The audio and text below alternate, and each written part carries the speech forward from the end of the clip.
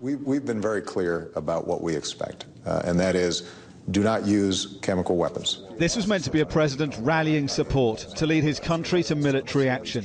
But in 6 television interviews, both in what he said and how he said it, Barack Obama didn't sound like one. The American people are not persuaded.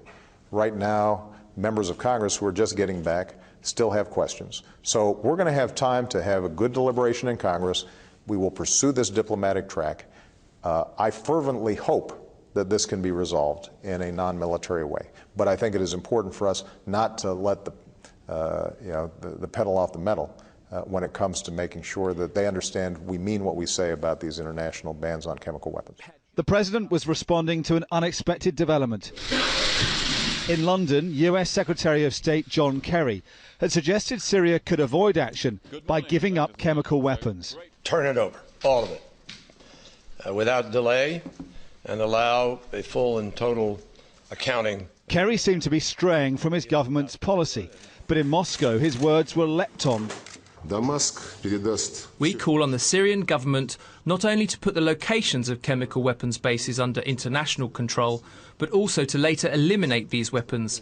By evening in Washington, Barack Obama was acknowledging the idea. No strikes in return for Syria giving up its chemical weapons. The president put the best gloss on the fact a Russian-inspired diplomatic initiative had upstaged him. I don't think that we would have gotten to the point where they even put something out there publicly had it not been a credible military threat from the United States and those who support serious responses to what happened inside of Syria. I think it is important for the international community and the United States to stand up and say this cannot happen.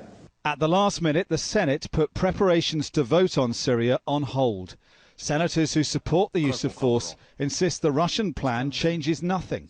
Does this muddy the water, though? Does it make your job harder, the president's harder? Look, I'm not interested in whether the water is muddied or not. I'm looking for a result, okay? I mean, it matters to me not if things are complex or if the water is muddied. It matters to me that we end up getting a result here, and if this somehow generates a result, fine. But the White House says the Russian proposals will now be explored, leaving momentum towards any action against Syria stalled.